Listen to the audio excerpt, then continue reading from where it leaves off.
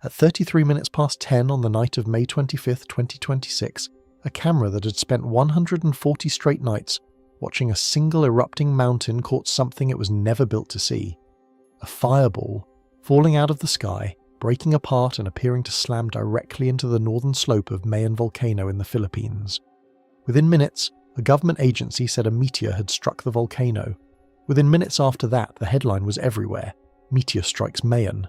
And then, about 2 hours later, the same agency quietly took it all back. Tonight we are going to stand exactly where the scientists stood in those 2 hours and watch them take a worldwide headline apart with 3 instruments, one buried in the ground, one listening to a sound you cannot hear, and one that is really just a second pair of eyes. Because what actually fell on Mayon is stranger and better than a strike. Before we go any further, if you enjoy what we do here at Project Nightwatch, hit like and subscribe so you don't miss any of our nightly debriefs, and drop a comment telling me where you're watching from tonight. Now, let's get into it. Part 1. The Night. The sky fell on Mayon. At 33 minutes past 10 on the night of May 25th, 2026, a camera that had spent the last 140 nights staring at a single mountain in the Philippines recorded something it was never built to see.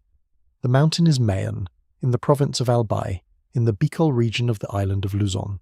For 140 consecutive nights that camera had watched lava.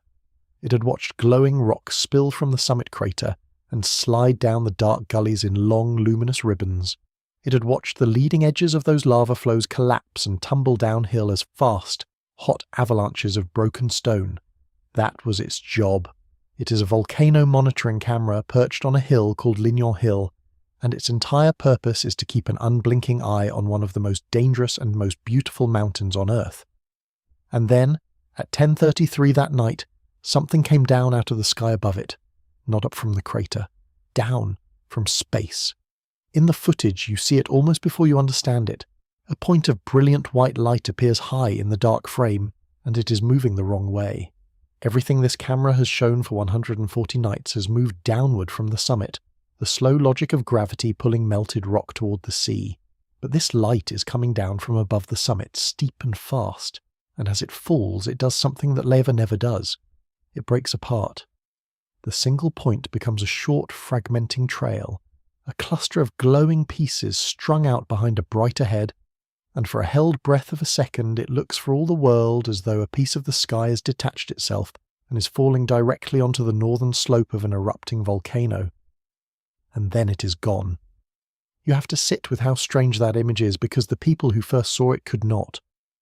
Within a very short time of that footage being captured, the Philippine Institute of Volcanology and Seismology, the government agency that runs that camera, the agency everyone in the country trusts to tell them what their volcanoes are doing, posted that footage to the public. And the word they used was striking. Their post said their Liñon Hill camera had recorded a meteor striking the northern slopes of Mayon Volcano at 10:33 that evening. Striking. A meteor had hit the volcano, and almost immediately the Philippine Daily Inquirer, one of the largest newspapers in the country, took that and ran, and the headline got harder and simpler and louder the way headlines do. Meteor strikes Mayon Volcano. 4 words. A flat declarative statement of fact. A rock from space had struck an erupting mountain. And here is where the story you think you're about to watch and the story you're actually about to watch quietly part ways. Because that headline was wrong. Not maliciously wrong, not stupidly wrong, but wrong. And the agency that first told the world a meteor had struck the volcano was, within roughly 2 hours, the same agency that told the world it hadn't. That correction is the real reason we are here tonight, for a window of about 2 hours. A window in which that footage spread across the internet and the words meteor strikes, Mayon were read by who knows how many people. The public, the press, and the scientists themselves all believed that a meteor had hit an erupting volcano. And the truth, when the instruments finally delivered it, was both less dramatic and, if you stay with me, far stranger, and far more interesting than the headline ever was. But before we get to the instruments, before we get to the seismometers and the infrasound sensors and the second camera that quietly took the headline apart, I want to talk about a question that started circulating online almost the instant that footage went up. It is not a scientific question. It is older than science. And it is the question printed on the thumbnail of this very video. Is this an omen? I want you to understand that I am not asking that question to mock anyone. When the Inquirer headline hit social media, one account reposted it with a caption that has stuck with me. They wrote that this bad boy, meaning Mayon, can fit so many omens in it. It was half a joke, but only half, because a fireball coming down out of the night sky and appearing to strike a mountain that is already erupting, a mountain that is already glowing, a mountain that is already, in the most literal sense, on fire, is one of the most perfect omen images the human imagination has ever produced. If you set out to design a portent from scratch, a sign, a warning written across the heavens, you could not do better than that. And it landed on a mountain that is, of all the volcanoes on Earth, almost uniquely soaked in story. Because Mayon is not just a mountain in the Philippines, Mayon is a character.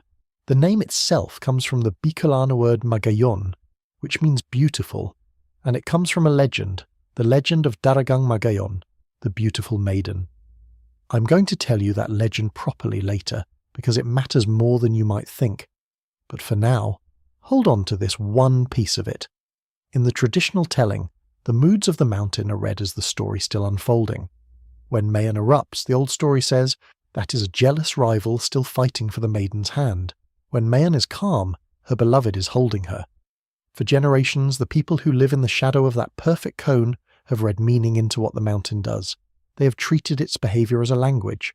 So when a fireball fell out of the sky and seemed to strike it, the instinct to ask, is this an omen, was not ignorance. It was the oldest reflex we have, the reflex to make the sky and the mountain part of one story, meeting a genuinely astonishing image. And tonight, we are going to take that question seriously. We are going to take it seriously enough to actually answer it. Because the honest answer is not a sneer, and it is not a shrug. The honest answer runs straight through the science of what that object was, how often objects like it fall, why a camera on a hill got fooled, and what 3 different instruments heard, felt, and saw in the 2 hours after the headline went out. The answer to is this: an omen turns out to be wrapped up in the answer to a much bigger question, the question that is the real spine of everything you're about to watch. When a camera shows you something, how do you know what you are actually looking at?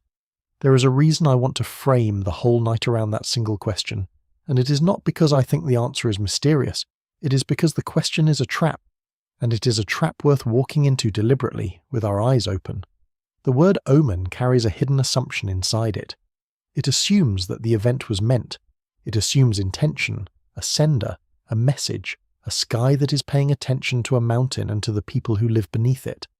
And the moment you accept that assumption, even a little, even just emotionally, you have stopped asking the more useful question, which is simply, mechanically, physically, what happened?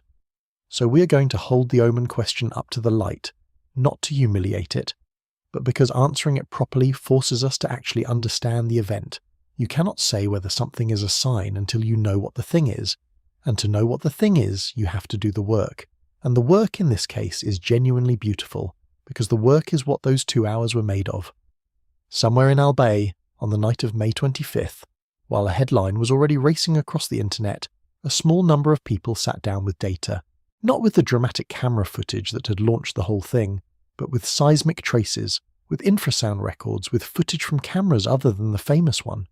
They sat with the unglamorous stuff, and out of that unglamorous stuff, methodically, they rebuilt the truth. They took a sentence the whole world had already accepted, Meteor strikes Mayon, and they quietly, carefully demonstrated that it never happened. That is the story. That is the thing I find genuinely thrilling about this, and it is the thing I want you to find thrilling too by the time we are done. Not the fireball, the correction. So here is where we are going. We are going to start with the mountain itself, because you cannot understand why this mistake happened without understanding what Mayon has been doing for the last 140 days. Then we're going to go up, away from the mountain, into the sky, and ask what that falling object actually was, because the word meteor is doing a lot of quiet work and most of it is wrong. Then we're going to do the forensics. We're going to stand where the scientists stood in those 2 hours and watch them take a headline apart with 3 tools, one buried in the ground, one listening to the air, and one that is really just a second pair of eyes. We are going to talk about why a volcano, of all places, is the perfect stage for this exact illusion. And then we're going to come back down to the mountain and to the legend and to that question on the thumbnail, and we're going to answer it honestly, with respect, and in full. A piece of the sky appeared to fall on the most watched volcano in Asia. It did not. And the story of how we know that is so much better than the story of an omen. Let's begin where the cameras were already pointed. Let's begin with the mountain. Part 2. 140 Nights of Fire. To understand why the world believed a meteor hit Mayon, you first have to understand why there was a camera there to fool in the first place. And that means understanding what Mayon has been doing since the 6th of January 2026. Because the fireball did not fall on a quiet mountain. It fell on a mountain that had by that night been erupting continuously for 140 days. Let me put you on the ground in Albay. Mayon rises almost alone out of the landscape of southeastern Luzon, overlooking the city of Legazpi and the town of Daraga.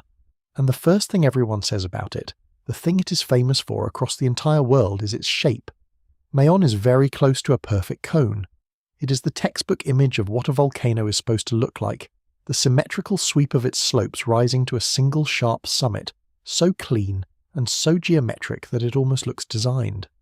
That shape is not an accident, and it is not cosmetic. It is a record of how this volcano behaves. Mayon builds that cone, layer by layer, out of its own eruptions, and it is one of the most active volcanoes in the entire Philippines, with dozens of eruptions documented since the year 1616. This is a mountain with a long, well-known and frequently violent biography. And on the 6th of January this year it began a new chapter. Lava started to effuse from the summit crater. An ash column rose roughly 3 kilometers into the sky. And the Philippine Institute of Volcanology and Seismology, the agency we're going to be calling PHIVOLCS for the rest of this video, raised the alert level on Mayon from level 2 to level 3. I want to explain what level 3 means, because that number is the reason for everything that follows. On the scale, PHIVOLCS uses alert level 3 means that magma is at or near the crater, and that the activity going on could escalate into a genuinely hazardous, more explosive eruption. It is not the top of the scale, but it is the level at which a volcano stops being a curiosity and becomes a thing you watch every minute of every day. It is the level at which you draw a hard line on the map, a 6-kilometer radius around the summit called the permanent danger zone, and you forbid people from entering it, because inside that line the mountain can kill you with very little warning. So from the 6th of January onward, Mayon was a level 3 volcano, and it has stayed there. The fireball fell on day 140 of that. 140 days of continuous eruption. And I want to be precise about what kind of eruption this is, because the word eruption makes most people picture one specific thing, a single colossal explosion, a mushroom cloud of ash, and that is not what Mayon has been doing. Mayon has been in what volcanologists call an effusive eruption. Effusive, from the same root as the word effuse, to pour out. An effusive eruption is dominated not by explosion but by the steady, relentless outpouring of lava onto the ground. It is the slow kind of eruption, the patient kind, and for 140 nights, that is what that camera on Lignon Hill had been recording. Not a bang, a bleed.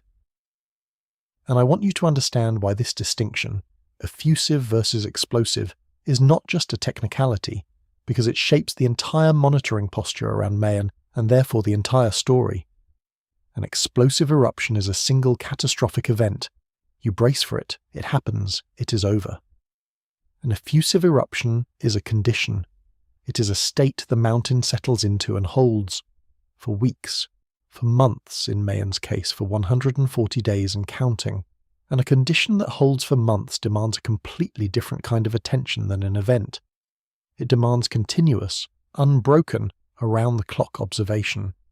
Because at alert level 3, the central fear is precisely that the slow effusive condition could, with little warning, escalate into the fast explosive event.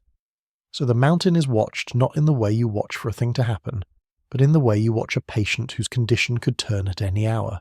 That is 140 days of unbroken vigilance. 140 days of cameras running every night. And it is that posture of relentless watching, far more than any single dramatic moment, that set the stage for May 25th. But do not let the word slow fool you into thinking the word safe. An effusive eruption at a volcano shaped like Mayon produces a very specific and very deadly set of behaviours, and you need all of them in your head, because in about 10 minutes, one of them is going to become the reason a fireball got mistaken for a rockfall. First, there are the lava flows themselves, incandescent rock glowing orange and white with heat, oozing from the summit and moving down the established gullies that channel it, the natural drainage lines carved into the mountain's flanks. During this eruption, those flows have advanced kilometres down the major gullies. We are talking about lava reaching nearly 4 kilometres down one drainage called the Bezud Gully, more than 3 kilometres down another called the Bonga Gully, well over a kilometre down a third called the Mizi Gully. Those are the rivers of fire, and at night, on a camera, they are ribbons of light. Second, and this is the killer, there are the pyroclastic density currents. Vivolx abbreviates them as PDCs, and the local Bicolano monitors have their own word for them, USON. Here is what a PDC is. When a lava flow creeps down a steep slope, its leading edge, its front, becomes unstable. It is a pile of red-hot, partly solidified rock perched on a hillside, and gravity is always pulling at it. Sooner or later, part of that front collapses, and when it collapses, it does not just tumble.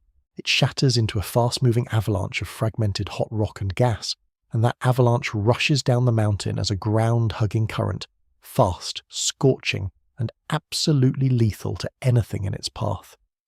These are called collapse-fed pyroclastic density currents, because they are fed by the collapse of the lava flow's own front. And here is the detail to hold on to. On the very day the fireball fell, May 25th, Vivolx logged exactly this. Their daily monitoring report recorded collapse-fed PDCs running down the Miisi and Basud gullies at 20 past 7 and 26 past 7 that evening, just over 3 hours before the fireball. The mountain was actively shedding these hot avalanches down its slopes that very night. Third, there is what they call minor strombolian activity. That is a name for small intermittent bursts of incandescent material from the summit crater. Little fountains and spatters of glowing rock thrown up and falling back. Vivolx logged some of that on May 25th too, at 25 past 7. And fourth, there are simple rockfalls, loose material breaking away and clattering downslope, glowing if it is hot enough. Now, step back and look at what I have just described, because this is the whole foundation of the misunderstanding. For 140 consecutive nights, a camera on Lignon Hill had been pointed at a mountain whose single most characteristic behaviour, its signature, the thing it did over and over, night after night after night, was to produce bright, glowing material that moved downward across its dark slopes. Lava ribbons, collapsing flow fronts, hot avalanches, strombolian spatter, glowing rockfalls. If you had watched that camera feed every night for 140 nights, the single most familiar image in the world to you, the thing your eyes had been trained on until it was almost boring, would be a streak of light sliding down Mayon. That was the normal. That was the baseline. That was what the camera was for. Hold that thought, because it is going to matter enormously. But there is one more thing about this eruption you need, and it is not about the lava. It is about the watching. Because a volcano at alert level 3 is not just dangerous, it is instrumented. The reason Vivolx could tell you the precise minute a PDC ran down the Miisi Gully is that Mayon, during this eruption, is wrapped in a web of monitoring equipment. There are seismometers buried around its flanks, listening to the ground. There are infrasound sensors, listening to the air. There are multiple cameras, not just the one on Lignon Hill, watching from different positions. All of that exists because the mountain is erupting. All of that exists to track the lava and the PDCs and the earthquakes and to give the people of Albay warning if the mountain shifts towards something worse. I want to push on that last point a little harder, because it is easy to say the words multiple cameras and dense monitoring network and have them slide past you as background detail. They are not background detail. They are the reason this story has a happy ending.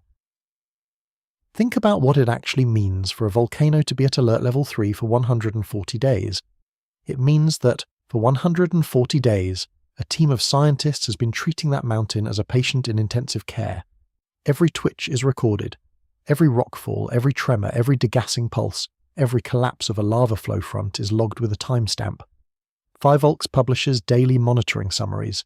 The reason we can say with such confidence that PDCs ran down the Miisi and Basud gullies at 20 past 7 and 26 past 7 on May 25th is that this level of granular, minute-by-minute observation is simply the normal operating condition for a level 3 volcano. Mayon in May of 2026 was one of the most thoroughly instrumented natural objects on the planet, and nobody set that instrumentation up to catch a meteor. That is the part I want to lodge in your mind. Not one seismometer, not one infrasound sensor, not one camera around that mountain was installed because someone was worried about the sky. Every single instrument was placed there for one reason: to watch an eruption that threatens the lives of the people of Albai. The entire forensic apparatus that was about to dismantle the meteor strike headline existed purely as a side effect of a volcanic emergency. The eruption did not just create the conditions for the mistake, it also, completely incidentally, built the most sophisticated meteor investigation laboratory in that part of the world, and then left it switched on, pointed at the sky on the exact night a fireball happened to fall. And that is the quiet, crucial irony I want you to carry into the next part. The 140-day eruption did two completely opposite things at once. It built the trap. It trained every eye, public and professional, to read a glowing streak on Mayon as volcanic, which is exactly the mistake that was about to be made. And at the very same time, it built the tools. It wrapped the mountain in precisely the instruments that would, within 2 hours, be able to prove the mistake wrong. The eruption created the illusion, and the eruption contained the cure. The same crisis that made the world ready to believe a meteor had struck the mountain also made it possible to prove, before the night was over, that nothing had. Now let's leave the mountain for a while and go up, into the sky, and find out what actually fell. Part 3. It was not a meteor, not the way you think. The headline said Meteor. Fivolk's first post said Meteor, and Meteor is not exactly wrong, but it is doing a tremendous amount of quiet work, and almost all of that work is misleading. So before we can do the forensics, before we can stand with the scientists and watch them take the headline apart, we need to get the words right, because if you do not understand what actually comes down out of the sky, you cannot understand why what fell on Mayon never touched it. Let's build it from the ground up, or rather from space down. Out there, beyond the atmosphere, drifting on orbits around the sun, there is an enormous population of small objects. Rock, metal, sometimes a mix of both. They range from grains of dust up to chunks a metre or several metres across, and on up from there to the genuinely large. When one of these objects is still out in space, just coasting along its orbit, the word for it is a meteoroid. That is the object itself, a small rock in space. Most of them have been on those orbits for an unimaginably long time, thousands of years, millions of years, looping around the sun in patterns set long before there was anyone on Earth to look up. Now suppose one of those meteoroids, on its long quiet orbit, happens to cross paths with the Earth. It enters our atmosphere, and it does not enter gently. These objects are moving at cosmic speeds, tens of kilometers every second, far faster than any bullet, faster than anything in your daily experience by orders of magnitude. And when something moving that fast slams into air, the air does not politely get out of the way. At those speeds, the atmosphere behaves almost like a solid wall. The object rams into it, compresses the air in front of it ferociously, and that compressed air heats to thousands of degrees. The object's surface blazes, the air around it glows, and that glowing streak, that line of incandescent light torn across the sky, that is the thing we call a meteor. So listen to the distinction carefully, because it matters.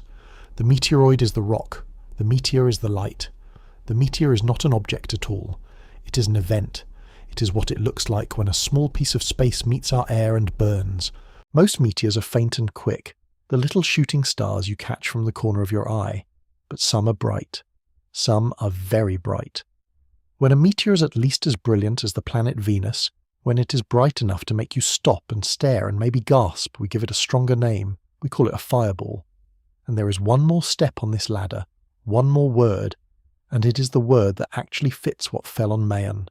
When a fireball does not just streak but visibly breaks apart, when it fragments, when the single point of light splits into a cluster of glowing pieces, often ending in a bright flash, we call that a bolide. And if you go back and watch that Lignon Hill footage with these words in your head, you can see it plainly. The object does not stay a single point. It fragments. It strings out into a trail of glowing pieces. What that camera caught was a bolide, and here is the most important word of all, the word Fivolks used in their correction, the word that the whole story turns on: disintegrated. When one of these objects comes apart in the atmosphere and releases its energy up there, in the air, rather than reaching the ground intact, that whole event is called an airburst. The object burns, it fragments, it disintegrates, and it gives up everything it had as light and heat and shock high above the surface. Nothing arrives. And I need you to understand that this airburst, this disintegration aloft, is not the rare and exotic outcome. It is the normal one. It is the rule. Think about why. Earth's atmosphere is an extraordinarily effective shield. It is not the thin, fragile film we sometimes imagine. To an object arriving at 30 or 40 or 50 kilometers a second, the atmosphere is a gauntlet, and most objects do not survive running it. The pressure on the leading face is colossal. The heat is immense. The object sheds material from its surface. It cracks along its internal floors, and for anything below roughly a meter or two across, it typically breaks apart and is consumed completely before it can ever reach the ground.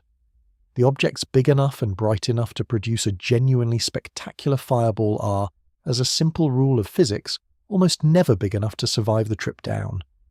The brightness and the survival pull against each other. A fireball spectacular enough to make headlines is, almost by definition, a fireball that is tearing itself apart in the act of being spectacular. So when Fivolks reviewed their data and concluded that the Mayon object disintegrated in the atmosphere, they were not announcing something bizarre. They were announcing the expected. The object did exactly what the overwhelming majority of fireballs do. It burned up in the air. The genuinely strange thing, the actual anomaly in this entire story, was not the airburst. It was the 2 hours during which everyone believed it had hit the ground. The truth was the ordinary part. The mistake was the extraordinary part. And let me anchor this with scale, because I think the numbers will surprise you, and they go directly to that question on the thumbnail. People imagine a fireball as a once-in-a-lifetime event, a sign, something that simply does not happen on an ordinary night. The reality is almost the opposite. Every single day, thousands of meteoroids enter Earth's atmosphere. The overwhelming majority are tiny and produce only faint, brief meteors. But fireballs, real fireballs, bright ones from asteroid-class objects, are not rare on the scale of the whole planet. The records kept by NASA, drawing on global sensors, indicate that fireballs from these asteroid-class objects streak across Earth's skies on the order of a couple of times every month, and airbursts, energetic disintegrations logged by government sensors, run to roughly 32 a year. 32, nearly 3 a month. The average energy of those logged airbursts is on the order of a kiloton or so of TNT equivalent, released harmlessly high in the air. The sky's not quiet. The sky is busy. We just mostly are not looking up, and when we are, we mostly are not pointing a camera at the exact right patch of darkness at the exact right second.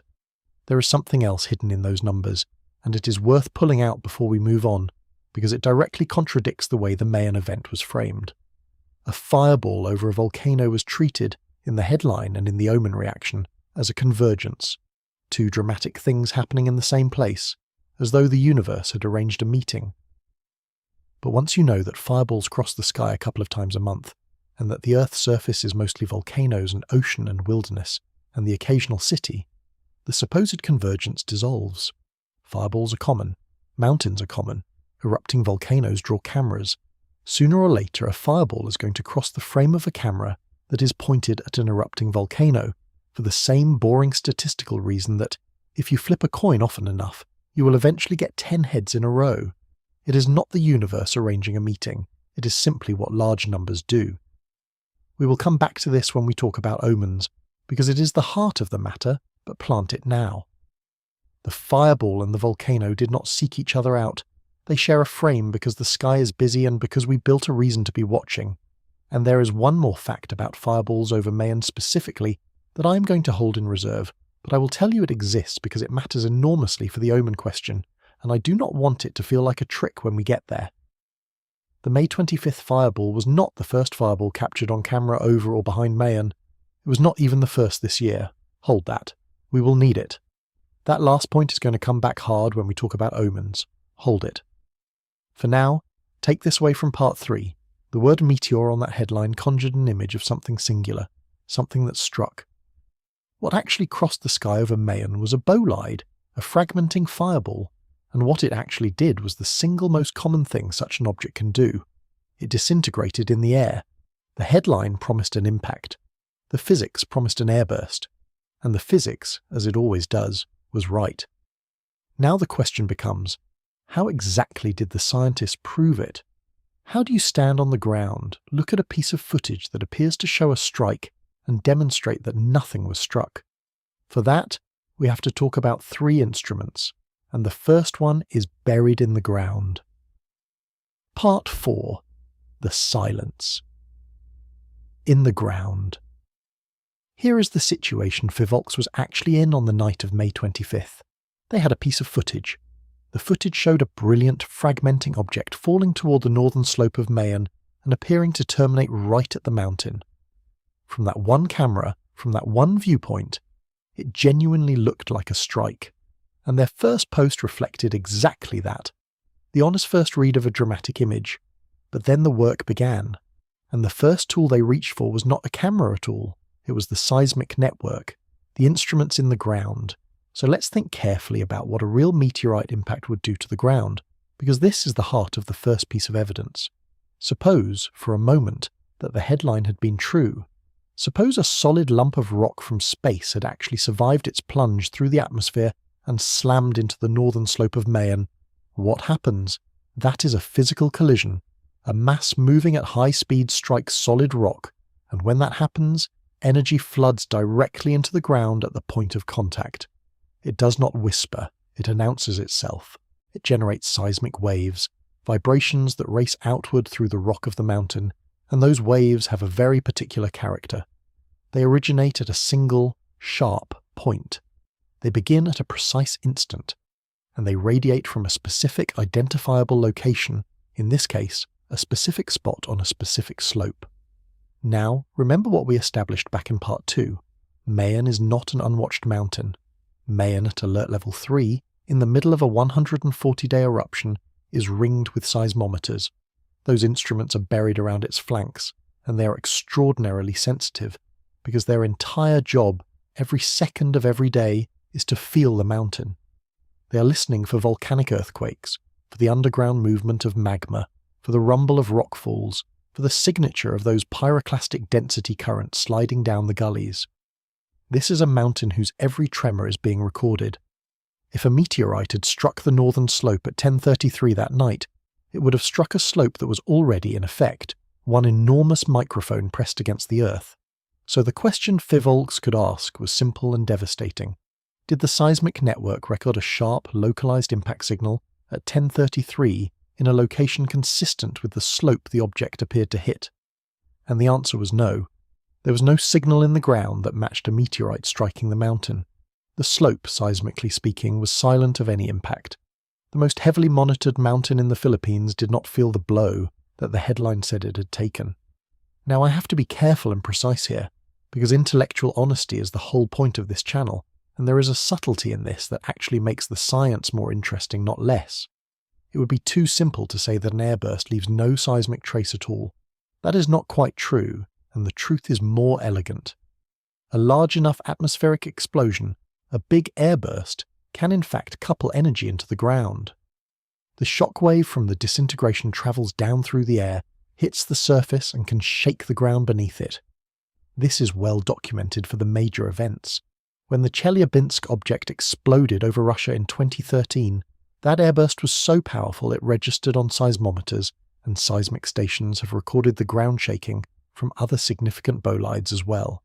So an airburst is not necessarily seismically silent. But, and this is the crucial but, the seismic signature of an airburst is fundamentally different in character from the signature of an impact. An impact is a hammer blow. It is energy delivered to one point of the ground at one instant, sharp and localized, radiating from that single spot. An airburst is something else entirely. Its energy arrives as a pressure wave from the sky, coupling into the ground, spread out beneath the object's path, softer, more diffuse, arriving as the air pushes on the surface rather than as rock striking rock. A trained analyst looking at a seismic record can tell these apart. One looks like a collision. The other looks like the sky leaning on the ground.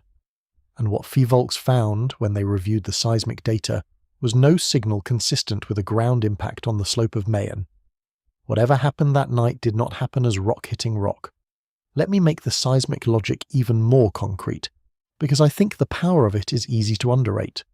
When something strikes the ground itself becomes the record. Rock is an excellent transmitter of vibration. That is the entire reason seismology works as a science.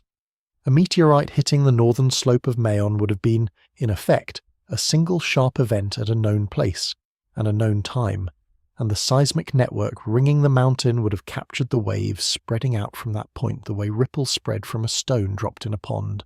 And because there are multiple seismometers at multiple positions, you could even, in principle, locate the source of those ripples, triangulate them, and put a pin on the map at the spot the object struck. That is the positive signal a real impact would have left. It is not subtle. It is not ambiguous. It is a hammer blow recorded by a mountain wired like an instrument, and it was not there. When Fivolks reviewed the seismic data for 10:33 that night, there was no such hammer blow on the slopes. The pond stayed still, and on a mountain this heavily monitored, the absence of that signal is not a weak or hand-wavy kind of evidence. It is close to the strongest kind of negative evidence you can get, because if the event had happened, this specific network was almost perfectly designed to have caught it. It is the difference between not hearing a sound in a noisy street and not hearing a sound in a soundproofed room. Mayon seismically was the soundproofed room. The strike, if it had occurred, would have been heard. It was not heard. So, to a very high degree of confidence, it did not occur. So that is the first thread pulled out of the headline. The ground did not feel a strike. But one instrument by itself is rarely enough, and Fivolks knew that. A single negative result, a single absence can always be questioned. Maybe the signal was small. Maybe it was masked by the constant seismic noise of an erupting volcano. To be certain, you need more than one independent way of sensing the same event. You need to ask the same question with a completely different instrument, one that works on completely different physics. And so Fivolks turned from the instruments that listen to the ground to the instruments that listen to the air. They turned to infrasound. And infrasound is going to tell us not just that the object did not hit the ground, but where in the sky it actually came apart. Part 5. The sound below hearing. There is a kind of sound that you have never heard and never will, not because it is too quiet, but because it is too low. Human hearing has a flaw. Below a certain frequency, the world is still full of sound, full of pressure waves moving through the air, but your ears simply cannot register them. That region, the sound below the bottom of human hearing, is called infrasound. And infrasound is the second instrument Fivolks used to take the Mayon headline apart. To understand why it was so powerful, you have to understand one remarkable property of very low-frequency sound. High-frequency sound, the sound you can hear, fades fast. Shout across a valley and your voice is gone within a kilometre or two, absorbed and scattered by the air. But infrasound, the very low frequencies, behaves completely differently. It barely fades at all. Infrasound can travel hundreds, even thousands of kilometres through the atmosphere, carried for enormous distances with very little loss of energy. The atmosphere is nearly transparent to it, and this property makes infrasound one of the most powerful tools we have for detecting one specific kind of event anywhere on the planet. Explosions in the atmosphere. Anything that releases a large, sudden burst of energy into the air generates infrasound, and that infrasound can be picked up by sensitive sensors a very long way away. This is why infrasound arrays are used globally to monitor for atmospheric explosions. It is the technology built to hear the things that go bang in the sky. Now think about what an airburst actually is, in these terms. A meteoroid disintegrating in the atmosphere is, acoustically speaking, an explosion in the sky. The object comes apart, it releases its energy violently into the air, and that event sends out a pressure wave, a boom pitched far below anything human ears could catch, but a boom nonetheless, and that infrasound radiates outward and travels. And here is the elegant part. The infrasound does not just tell you that something exploded, it tells you, through careful analysis, where and when. Because infrasound takes time to travel. If you know when the sensors detected the boom, and you know the speed of sound, and you have the geometry of where the sensors are, you can work backward. You can reconstruct the location where that pressure wave was born, So Fivolks, in those 2 hours, was not only asking the ground whether it had been struck, they were asking the air a different and more pointed question. Where did the bang come from? And the infrasound answered. The timing and the geometry of the infrasound signal pointed not to the slope of Mayon, not to a point on the mountain, but up into the atmosphere, along the object's path through the sky. The energy of that event was released in the air. The boom was born aloft, not on the rock. I want you to feel how complete this is as a piece of reasoning, because this is the moment the headline truly dies. The seismic data told Fivolks what did not happen. There was no impact signature in the ground, but the infrasound told them what did happen and where. There was an atmospheric explosion, an airburst, and it occurred up in the sky. One instrument ruled out the strike. The other instrument located the real event. Together they do not just say the headline is wrong, they say precisely how it is wrong and what the truth is instead. The object did not hit the northern slope of Mayon. It came apart in the air above the region, exactly as the physics of Part 3 said a fragmenting bolide almost always does. And I want to pause here and point at something, because it is the kind of connection this channel exists to make. The infrasound sensors that heard that airburst were not put on Mayon to listen for meteors. Nobody installed infrasound monitoring around an Mayon volcano because they were worried about the sky. Those sensors are there because of the eruption. Infrasound is a standard part of monitoring an active, dangerous volcano, because explosive volcanic events, sudden blasts at the crater, also generate infrasound, and an agency watching a level 3 volcano wants to hear those instantly. So the infrasound network around Mayon exists to listen for the mountain blowing out. And on the night of May 25th, that same network, without anyone redirecting it, without anyone changing its purpose, quietly did a second job. It heard a rock from space tear itself apart in the sky. The eruption put the ears on the mountain, and the ears pointed at the volcano happened to hear the heavens. I want to dwell for a moment on how the seismic and the infrasound evidence fit together, because together they do something neither does alone, and it is genuinely elegant. The seismic data answered a yes or no question. Did something strike the slope? No. But a no, by itself, can always nag at you. The absence of a signal is the absence of a signal. A stubborn skeptic can always say, well, maybe you missed it. The infrasound did something different and more satisfying. It did not just say no to the strike, it said yes to something else. It said, here is a positive detection of a real event, an atmospheric explosion, and here, from the timing and the geometry, is roughly where and when it happened, and it happened up there, in the air. So you are no longer holding only an absence. You are holding an absence and a presence that fit together perfectly. No impact on the ground plus a confirmed explosion in the sky equals one coherent story. The object came apart aloft. The seismic silence and the infrasound boom are not two separate facts. They are the front and the back of a single, consistent truth. And notice again the theme that keeps surfacing. The infrasound did not just detect an event, it located it. It put the energy release in the sky rather than on the slope. That is the recurring pattern of this whole investigation. Every tool, in its own way, is fighting against the flat, depthless, locationless image the famous camera produced, and every tool is restoring a piece of the information that the single camera threw away. The camera said, bright thing, near the mountain. The infrasound said, no, the event was here at this altitude in the air. It is adding back the third dimension, the one that the headline desperately needed and did not have. This is the duality I told you to carry back in Part 2 made concrete. The 140-day eruption is the reason the mistake was so easy to make, and it is also the reason the mistake was so quickly caught. The same crisis that trained everyone to misread a glowing streak also bolted a forensic laboratory onto the side of the mountain. But we are not done. Two instruments, the ground and the air, have already taken the headline apart. Fivolks named 3. And the third one is the most intuitive of all, the one you can understand without any specialized physics, because it is about something you do with your own 2 eyes every single moment of your life. Something so automatic you have never once had to think about it. It is about depth, and it is about the single greatest weakness of any camera ever built. Part 6. What one camera can never show you. Hold up one finger in front of your face. Now close one eye and look at it. Now switch. Close that eye, open the other. Watch your finger jump against the background. It moves, doesn't it? It shifts position relative to the wall behind it, just from changing which eye you look with.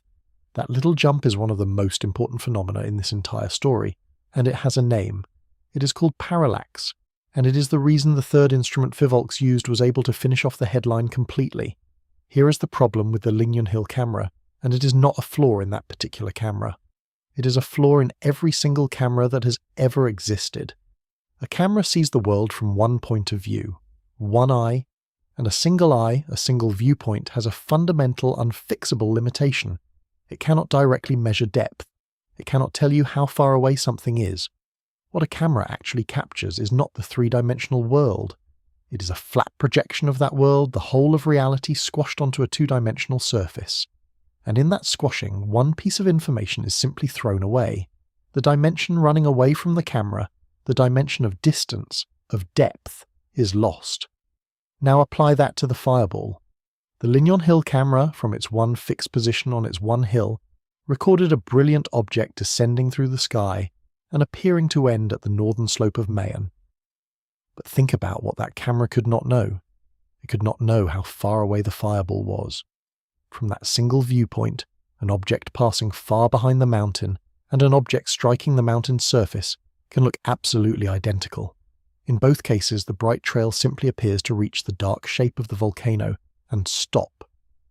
The camera sees the light arrive at the edge of the mountain, but whether the light stopped because it hit the rock, or stopped because it passed behind the rock and was hidden, or stopped because it simply burned out, at that moment, while still high in the air far beyond the mountain, the camera cannot tell you. All three look the same. The difference between them lives entirely in the depth dimension, the one dimension a single camera throws away. This is not a small point. This is the entire mechanism of the illusion. The Lignon Hill footage was not fake. It was not doctored. It was not even, in any meaningful sense, wrong. That camera faithfully and accurately recorded exactly the light that fell on its sensor. The footage was true. It was just radically incomplete. It was missing the one piece of information, depth, that you absolutely needed in order to answer the question everyone was asking. Did it hit the mountain? And here is the thing that I find genuinely important, the lesson I want you to carry out of this video and into the rest of your life. The error was never in the footage. The error was in the dimension the footage could not capture, and in our willingness to fill that missing dimension with the most dramatic guess. So how do you recover the lost dimension? You do exactly what you did with your finger a minute ago. You add a second viewpoint. This is parallax, and it is how your own depth perception works. You have two eyes, set a few centimeters apart, and each one sees the world from a slightly different position. Your brain takes those two slightly different flat images and compares them, and from the differences between them, it computes depth. It reconstructs the third dimension that neither eye alone could measure. Two viewpoints together can do what one viewpoint never can. They can locate a thing in space. And now, look again at the exact words Fivolks used in their correction. They said their review included seismic data, infrasound data, and additional camera footage from around the volcano. Additional camera footage. Other cameras. Because Mayon, remember, is not watched by one camera. It is an erupting level 3 volcano, and it is watched from multiple positions by multiple instruments. The Lignon Hill camera was one eye, but there were other eyes, other cameras at other locations around the mountain, and they had also recorded that fireball, each one from its own different position, each one seeing the bright object against a different background, at a different apparent place in the sky. And that is the whole game. With the fireball captured from two or more separate viewpoints, analysts can do exactly what your brain does with your two eyes. They can compare the different sight lines, triangulate, and reconstruct the object's true path in 3 dimensions. They can recover the depth that the Lignon Hill camera alone had thrown away. They can calculate not just where the object appeared to be, but where it actually was, and crucially at what altitude its light finally went out. And when Fivolks did that, when they combined the viewpoints, the answer was unambiguous. The fireball's light terminated above the slope, in the air, not on the rock. The object that the single camera made look like a strike was, once the second camera restored the missing dimension, revealed to have been comfortably up in the sky the whole time. So now you have all three. Let me put them together, because the way they combine is the real lesson of the forensics. The seismic network checked the ground and found no impact. The infrasound network listened to the air and located an explosion up in the sky. The multiple cameras restored the lost dimension of depth and showed the light ending above the slope. 3 instruments, 3 completely different kinds of physics. One listens to vibrations in rock, one listens to pressure waves in air, one reconstructs geometry from light. They do not share a weakness. There is no single error that could fool all 3 at once, and all 3 independently pointed to the identical conclusion. The energy was released in the atmosphere. Nothing reached the mountain. I want to make sure the camera point fully lands because it is the cleanest illustration of this whole video's argument, and it is the one you can carry into your own life. Go back one more time to the Linyon Hill footage. That footage was true. I keep saying this, and I am going to keep saying it, because it is the hinge of everything. No one faked it. No one doctored it. The camera recorded exactly the pattern of light that arrived at its sensor, faithfully, honestly, photon for photon. If you watched that footage 1,000 times, you would never find a lie in it. And yet the conclusion the world drew from it, Meteor strikes Mayon, was false. How can a true recording produce a false belief? Because the recording was not the whole of reality. It was a projection of reality with one dimension deleted. The footage did not contain the lie. The footage contained a gap, and the lie was something we poured into the gap. That is a deeply uncomfortable idea if you sit with it, and I think you should sit with it. We live in an age that treats video as the final court of truth. Pics, or it didn't happen. Caught on camera. We believe deep down that if we can just see the footage, we will know what happened. The Mayon fireball is a small, clean, almost gentle demonstration that this faith is misplaced. A single camera can show you something completely real and lead you to a conclusion that is completely wrong, not by deceiving you, but by being silent about the one thing you most needed to know. The footage from Linyon Hill was not evidence of a strike. It was evidence of a bright object somewhere along a line of sight that happened to pass near a mountain. Everything else, the impact, the strike, the omen, was added by human minds rushing to fill the silence. And the only fix, the only way to ever get the missing dimension back, was to stop staring harder at the one image and go find a second one. That is why Fivolx could correct itself with confidence within about 2 hours, not because of one clever observation, but because of convergence. When 3 independent witnesses, who cannot have coordinated their stories, who do not even speak the same language, all describe the same thing, you can trust what they are telling you. And in the next part I want to show you that this is not some special trick invented for Mayon.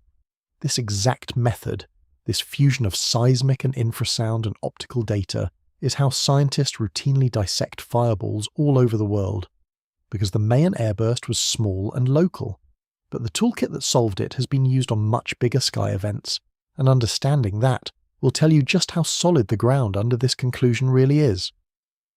Part 7. How you dissect a fireball.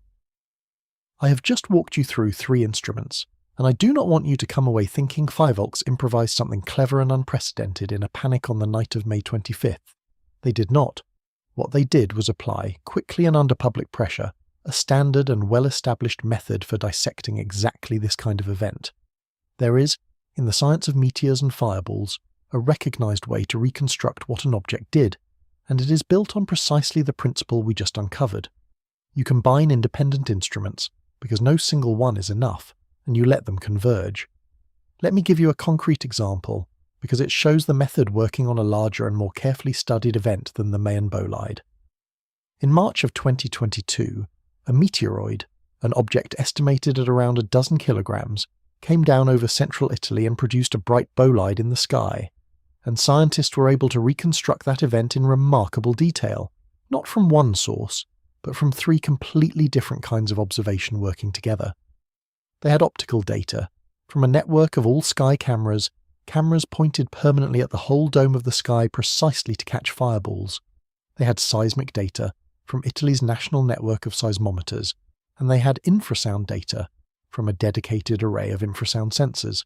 3 independent streams, optical, seismic, acoustic, and each one gave its own assessment of the object's path, its speed, its size, 3 witnesses.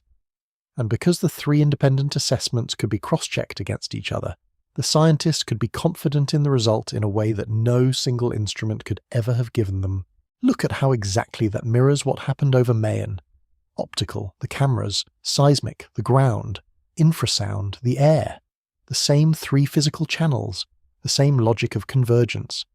The Italian bolide was studied at leisure, in detail, written up carefully.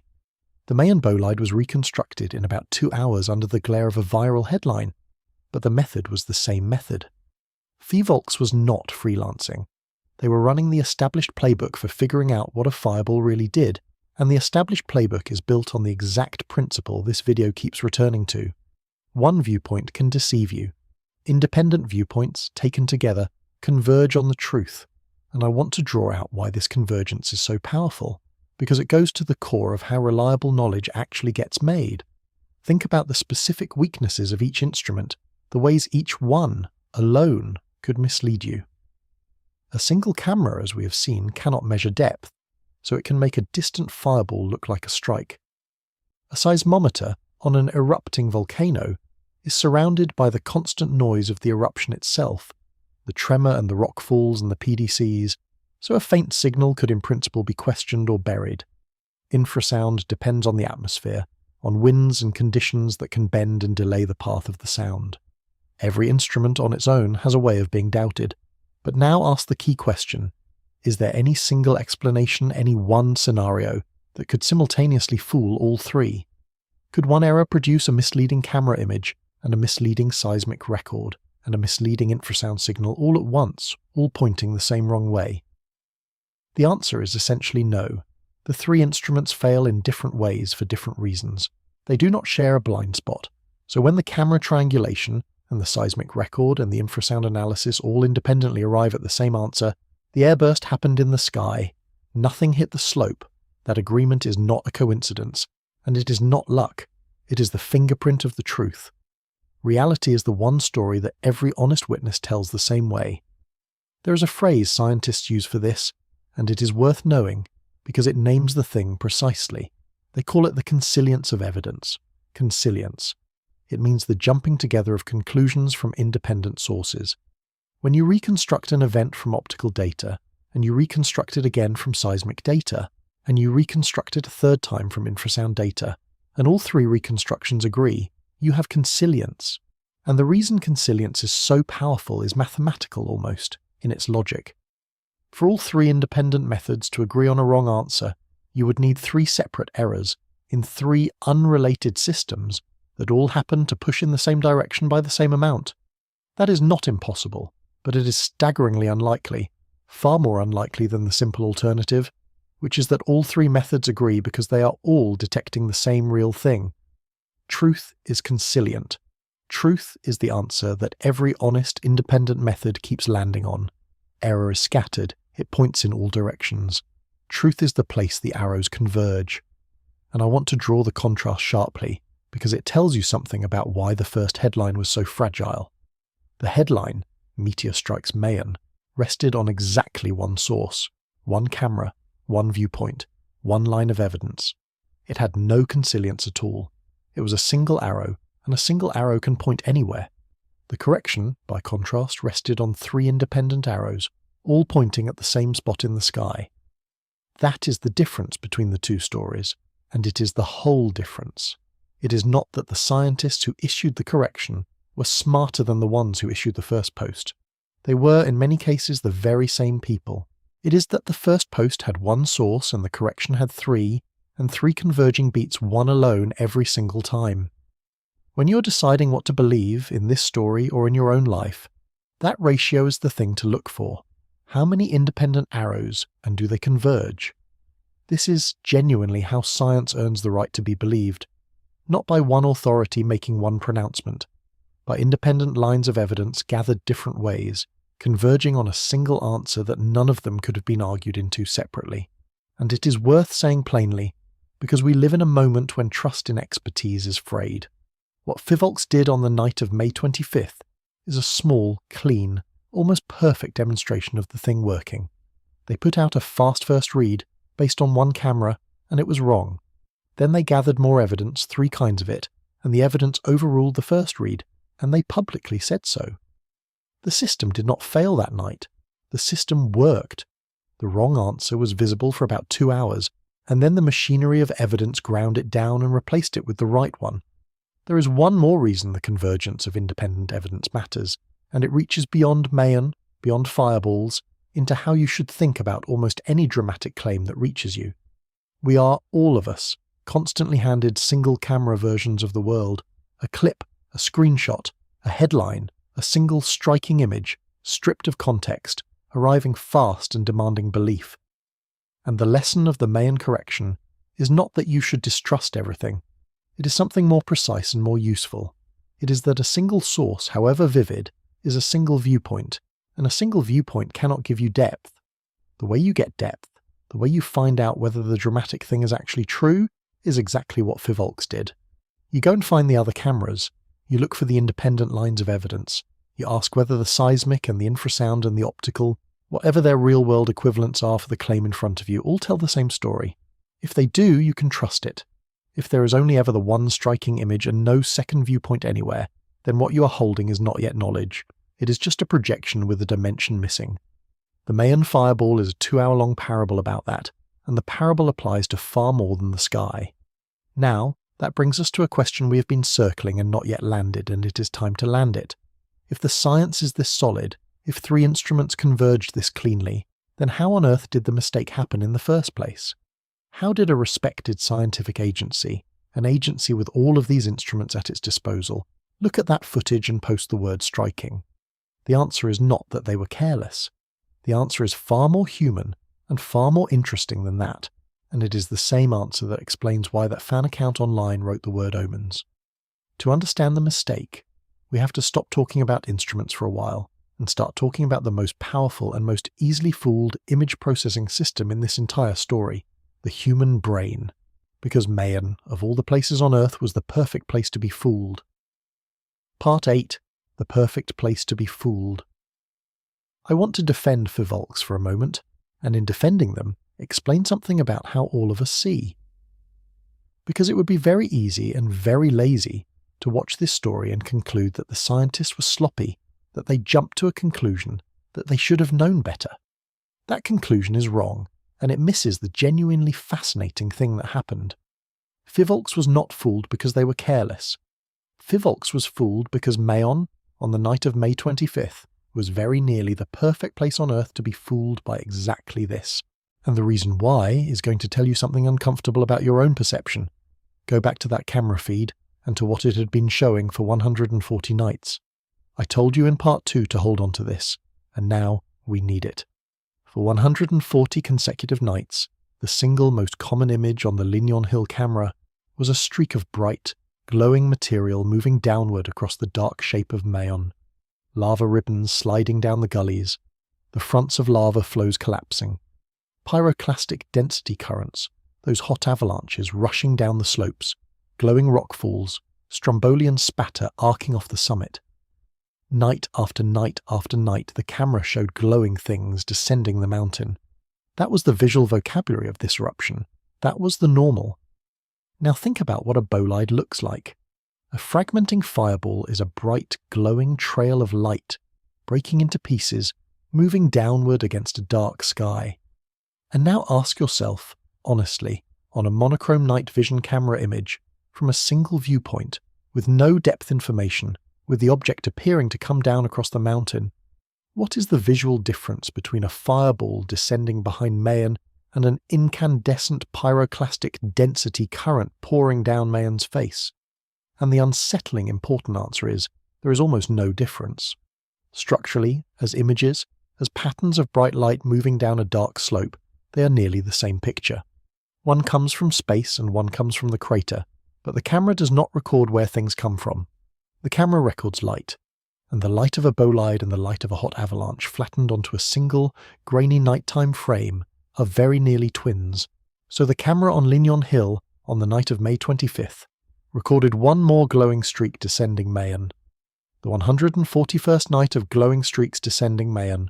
The only difference, and it was a difference the camera physically could not show, was that this particular streak had come from above, and when that image reached human eyes, the eyes of people who had been watching this volcano erupt for 140 days, something happened that happens inside your skull every waking second, and it happened faster than conscious thought. Here is the uncomfortable truth about perception. You do not see the world directly. You think you do. It feels like you do. It feels like your eyes are clear windows and reality just pours straight in. But that is not how it works. Your brain is not a passive recorder. It is a relentless, tireless prediction machine. It is constantly taking the incomplete, ambiguous, noisy information from your senses and filling in the gaps with the most likely interpretation, based on context, based on expectation, based on everything it has recently seen. Most of the time, this is a gift. It is why you can read messy handwriting, why you can understand speech in a noisy room, why you can recognize a friend's face in bad light. Your brain finishes the sentence for you. It is faster and smoother than reality could ever be on its own. But that same gift is a trap, and Mayon sprang it perfectly. When the image of a bright descending streak on Mayon reached people primed by 140 days of eruption, their prediction machines did exactly what prediction machines do. They reached for the most available, most expected interpretation, and they completed the image before conscious analysis could even begin. Glowing streak on Mayon. The brain already had a label for that. A label worn smooth by 140 nights of use. Volcanic. The fireball did not fool Fivolks because the data was bad or because the scientists were dim. It fooled them because the context was overwhelming, because every recent night had trained the expectation, and because expectation, not evidence, is what writes the first draft of what you see. The first read was not a failure of intelligence. It was a feature of perception itself, working exactly as it always works, in a situation engineered by 140 days of coincidence to make it produce the wrong answer. And here is what rescues the story from being a story about human fallibility and turns it into a story about human strength. Because the prediction machine wrote the first draft, and the first draft said impact, and that draft went out as a post and became a headline.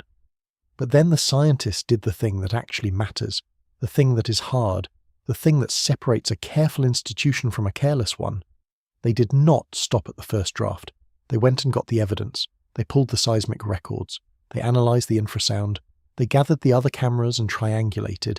They let 3 independent instruments overrule the confident, fast, wrong story their own perception had handed them. That is the discipline. The first read is human and automatic and often wrong. The correction is deliberate and effortful, and is where the truth actually lives. I want to add one more layer to this, because the prediction machine does not work in a vacuum. It works on what you have recently fed it, and it works on what your culture has fed it over a lifetime. The Fivolks team's prediction machine reached for volcanic because it had been fed 140 days of volcanic imagery. But consider the prediction machine of someone who grew up in Albay, in the shadow of Mayon, hearing the legend of Daragang Magayan, raised in a culture that has for generations read the mountain's moods as the chapters of a story. When that person sees a fireball appear to strike Mayon, their prediction machine has been loaded with something different. It has been loaded with a lifetime of the idea that this mountain means something, that its behaviour is a kind of communication. So their mind, just as fast and just as automatically as the scientists' minds, finishes the sentence in its own way. It does not say rockfall, it says sign, it says omen. And here is the thing I really want you to sit with. Neither of those completions was a measurement. Both were predictions. Both were the same machinery, the same gap-filling instinct running on different training data. The scientist and the believer were not doing opposite things. They were doing the identical thing, and only the contents of their memories differed. That is not an insult to either of them. It is just the truth about how seeing works, and it is precisely why the omen question deserves a real answer rather than a smirk. Because the omen reading and the scientific first read came from the same place, the same deep human reflex to make an ambiguous image mean something. The difference is not that one group was thinking and the other was not. The difference is what happened next. One group had 3 instruments, and the discipline to consult them. And that is the only difference that matters. And once you understand this, once you really understand that the first read of a dramatic image is a prediction and not a measurement, you have what you need to think clearly about the question on the thumbnail. Because the people who looked at the same footage and felt the word omen rise up in them were not doing something foreign to what the scientists did. They were doing the very same thing. They were running a prediction. They were taking an ambiguous, astonishing image and letting their minds complete it with the most resonant available story. The scientists' minds reach for volcanic. Other minds reach for meaning, for sign, for portent. Both were first drafts. Both were the prediction machine finishing the sentence. And so now, finally, we have built enough to do the thing I promised you at the very start. We can go to the mountain's oldest story, the legend that gave Mayon its name, and we can ask, with respect and without flinching, whether the fireball was an omen. Part 9. The Legend of the Beautiful Maiden. To ask whether the fireball was an omen, you first have to understand that you're not asking that question about an ordinary mountain. You're asking it about Mayon, and Mayon, more than almost any landform on Earth, is a mountain that human beings have always treated as a story. So before we answer the question, let me tell you the story properly, because it is genuinely beautiful, and because you cannot understand why the omen reading is so powerful until you understand how deep it runs here. The name Mayon comes from the Bicolano word Magayon, and Magayon means beautiful. The mountain is, quite literally, named Beautiful, and the name comes from a legend, the legend of Daragang Magayon, which means the beautiful maiden. In the story, Daragang Magayon was a young woman of extraordinary beauty, the daughter of a chieftain in the land that is now Bicol. She was admired by many, sought after by many, but she fell in love with one man, a warrior named Panganoron. Their love was real, and it was returned. But there was a rival, a powerful and jealous suitor named Pagtuga, and Pagtuga would not accept being refused. He schemed. He used force. He tried to compel Daragang Magayon to marry him, and his pursuit set in motion a tragedy. A battle followed, a violent confrontation between Pagtuga and Panganoron and their people, and in the chaos of that battle, both Daragang Magayon and her beloved Panganoron were killed. The lovers died together, and the people buried Daragang Magayon. And from her grave, the legend says, the ground began to rise. It rose and rose, swelling upward into a great mountain, a towering and perfectly formed peak, as though the earth itself were building a monument to the strength of her love. That mountain is Mayon. Its beauty is her beauty. Its perfect symmetrical cone is the shape of a love that did not end. The mountain is the maiden. But the legend does not stop at the mountain's shape, and this is the part that matters most for the question we are asking tonight. The legend also explains the mountain's moods. In the traditional telling, when Mayon rumbles and erupts, when it throws fire and shakes the ground, that is Pagtuga, the jealous rival, still fighting, still raging, still refusing to let her go. And when Mayon is quiet, when the mountain is calm and serene under a clear sky, that is Panganoron, her beloved, finally embracing her in peace. Do you see what that means? It means that for generations, in the culture that lives in the shadow of that mountain, the volcano's every action has been a line of an ongoing story. An eruption is not just an eruption. It is a chapter. The mountain's behavior is read. It is interpreted. It carries meaning. The people of Albay have never lived next to a geological feature. They have lived next to a character in a story that is still being told. And it is worth saying that this way of relating to a mountain, this reading of its moods as meaning, is not some quaint local exception. It is, if anything, the human norm, and the purely geological way of seeing a volcano, as a vent in the crust through which heat escapes, is the recent and unusual way.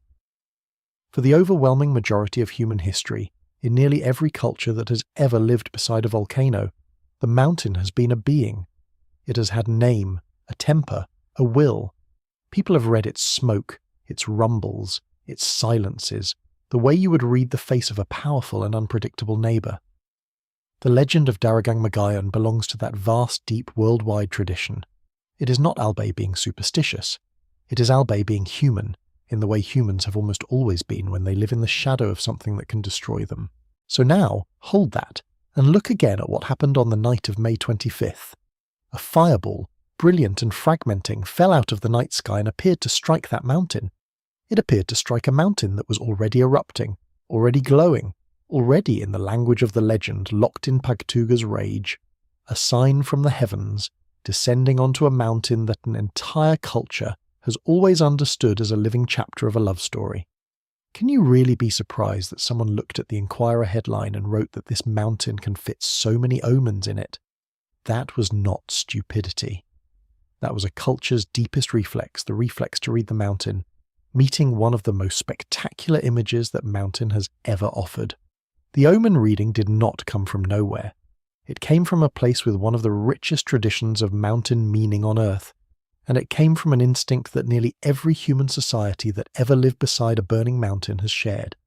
And think about how the legend functions, really, when you strip it down. What is the legend of Daragang Magayan actually doing?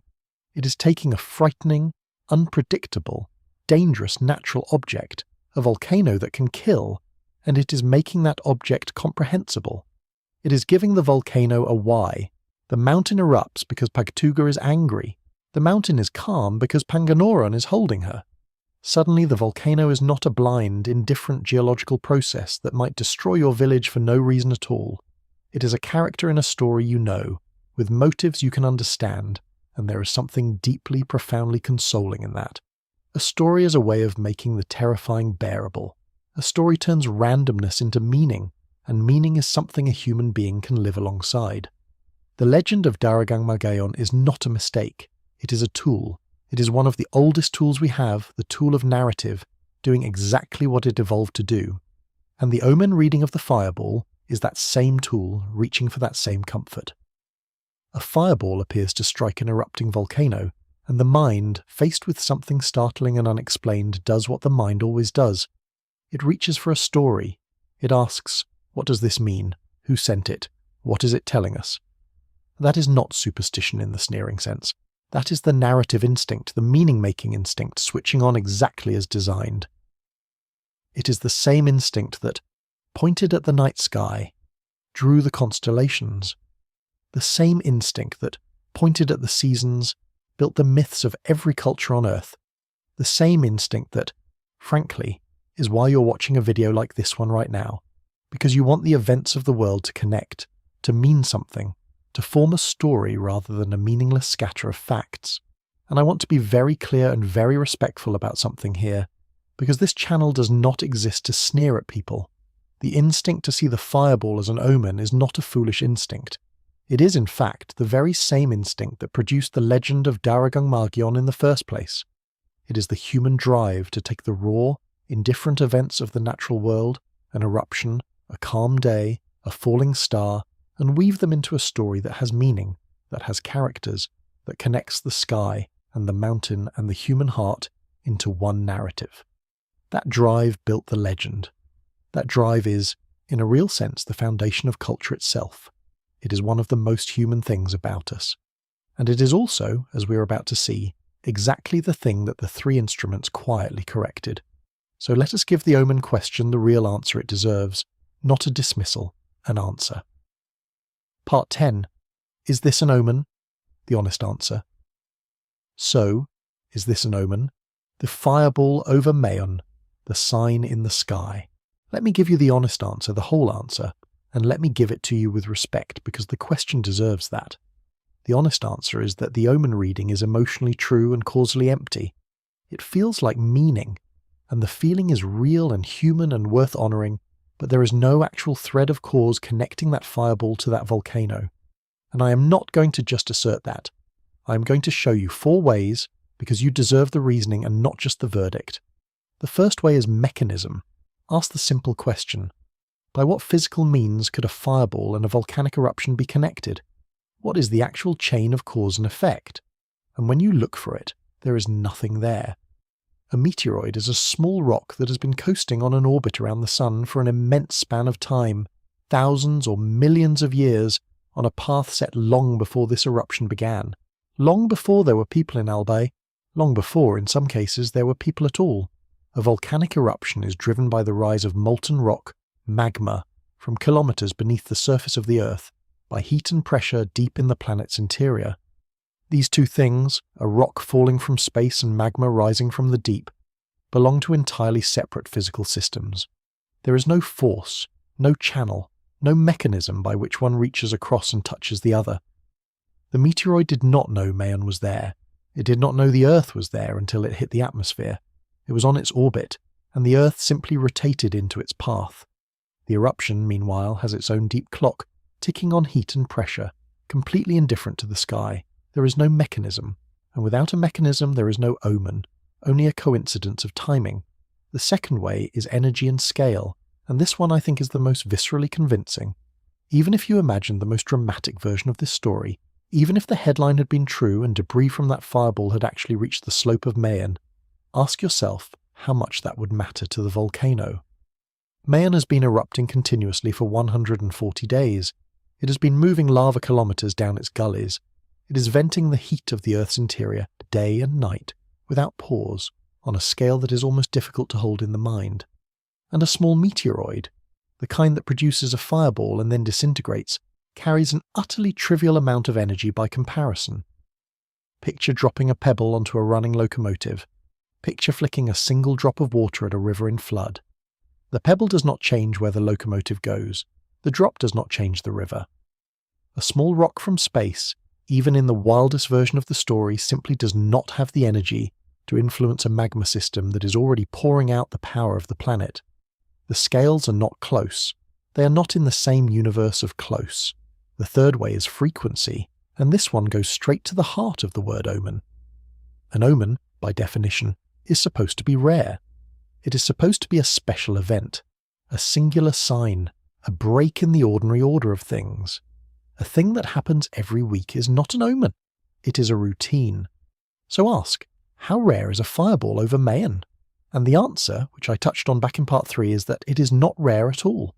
Remember the numbers. Fireballs from asteroid-class objects cross Earth's skies a couple of times a month. Airbursts are logged dozens of times a year. The sky is constantly busy with these objects. And more specifically, more pointedly, fireballs over Mayon itself are not even unusual. This is the fact I told you back in part 3 that I was holding in reserve, and here is where it pays off. Fivolk's own cameras have caught meteors and fireballs descending, behind or near Mayon before, on more than one occasion, earlier in this very year. A glowing object in the sky above this volcano is something the monitoring cameras have recorded multiple times in 2026 alone. Sit with what that means for the omen reading, because it is frankly fatal to it. If a fireball over Mayon were a sign, a message, a portent aimed at this mountain and these people, then we would have to ask what the earlier fireballs, the ones from February, the ones from March, were signs of. We would have to explain why the heavens kept sending the same omen, over and over, to the same mountain, several times in a few months. The honest answer is that they were not signs of anything. They were the ordinary traffic of the sky, crossing the frame of a camera that runs every night.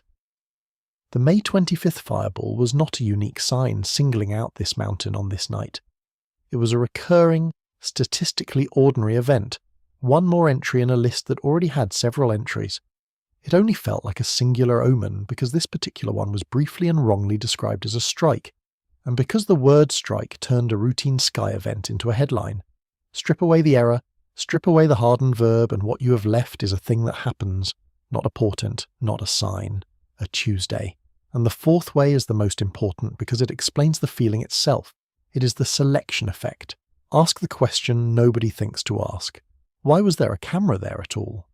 Why did this fireball get seen, recorded, posted, and turned into a headline, when the vast majority of the couple of fireballs a month go completely unwitnessed, streaking down over empty ocean or dark countryside or sleeping cities with no lens pointed their way? And the answer is the quiet engine under this whole illusion. There was a camera pointed at Mayon because Mayon is erupting. The eruption is the reason for the camera. The camera runs every single night, all night recording. And if you point a camera at one fixed patch of sky, and you leave it running night after night for 140 nights, then sooner or later, by pure statistics, a fireball is going to cross that patch of sky, because fireballs are constant and they are everywhere. The fireball was not drawn to Mayon, the camera was aimed at Mayon, and the fireball, indifferent, simply flew through the frame. We did not catch an omen. We caught the inevitable result of staring at one place long enough. Put those four together, no mechanism, no remotely sufficient energy, no rarity, and a sighting that exists only because of where we happen to point a lens. The omen reading collapses, not because the people who felt it were foolish, but because every single thread you would need to hold it up turns out, on inspection, not to be there. And yet, I am not going to end this part by telling you the omen feeling is worthless, because that would be both unkind and untrue. The instinct that made someone look at that headline and feel the weight of a sign is the same instinct that built the legend of Daragang Magayon, the same instinct that made our ancestors map stories onto the stars, the same instinct that drives you to watch a channel like this one, the instinct to find the pattern, to ask what does it mean, to refuse to accept that things just happen. That instinct is precious. It is the engine of curiosity itself. The point is not to kill it. The point is to aim it. Because here is the beautiful turn.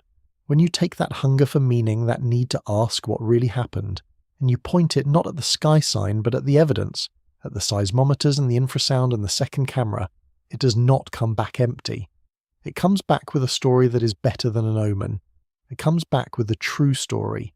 And the true story is that on the night of May 25th, the most watched mountain in Asia briefly fooled the entire world, and then 3 quiet instruments in about 2 hours set the record straight. That is not a lesser story than an omen. That is a far greater one, because it is real. Part 11. How a headline outruns the truth. There is a part of this story I have not fully dealt with yet, and it is the uncomfortable one, and we are not going to skip it. We have spent a lot of time on how the scientists got it right in the end. But for about 2 hours, the world had it wrong. And the way that wrong version travelled, and the way the correction struggled to catch up, is its own small lesson, and it belongs to the central thread of this whole video. Because this too is a story about the gap between an image and the truth. Let me lay out the sequence again, but this time watch the words, because the words are the story. Fivolks, in their first post, said their camera had recorded a meteor striking the northern slopes of Mayon. Now, striking is already a strong word, a claim of impact, and it was based, as we now know, on a single camera that could not actually see depth. But notice what happened next when that claim moved from a scientific agency to the press. The Philippine Daily Inquirer ran it as a headline, and the headline was Meteor Strikes Mayon Volcano. Watch the verb harden. Fivolks said striking, a description of something seen on a camera.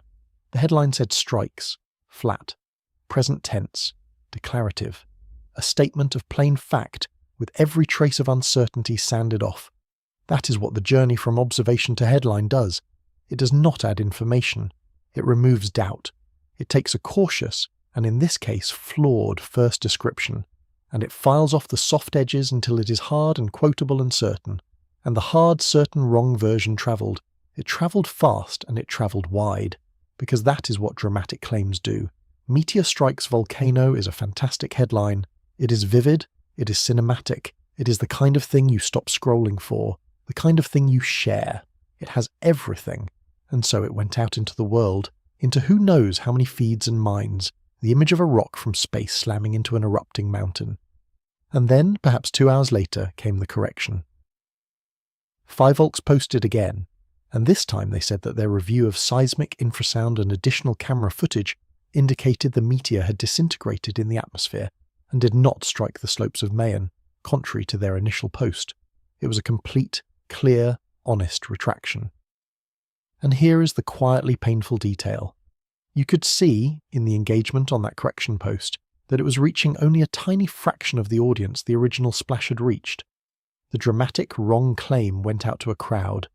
The accurate, careful correction went out to a handful. This is a well-known and well-documented asymmetry. The exciting falsehood sprints. The sober correction limps along behind, and it almost never fully catches up. Somewhere out there tonight, there are people who saw Meteor Strikes Mayon Volcano and never saw and never will see the words that took it back. Now, I want to be careful here, because it would be easy to turn this into a cynical lesson, a sneer at Fivolks or at the press. And that is not the lesson, and cynicism is lazy. So let me say clearly what the lesson is not and then what it is. The lesson is not that Fivolks messed up and should be distrusted. Think about what they actually did. They saw a dramatic thing on a camera. They shared it quickly, because they are a public agency, and rapid communication during an eruption is their job.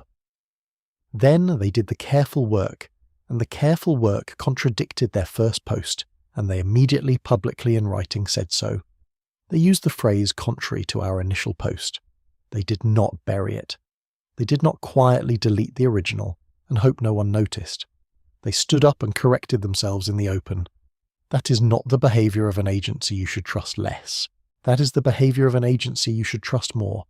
A body that publicly corrects itself within 2 hours is showing you it's working. It is showing you that the conclusion is tied to the evidence, and that when the evidence changes, the conclusion changes. That is exactly what you want. There is a deeper reason the correction struggles to catch the original, and it is worth understanding because it is not really about Fivolks or the Inquirer at all. It is about us, the audience. A dramatic claim and its correction are not equally satisfying to the human mind, and so they do not travel equally. Meteor strikes.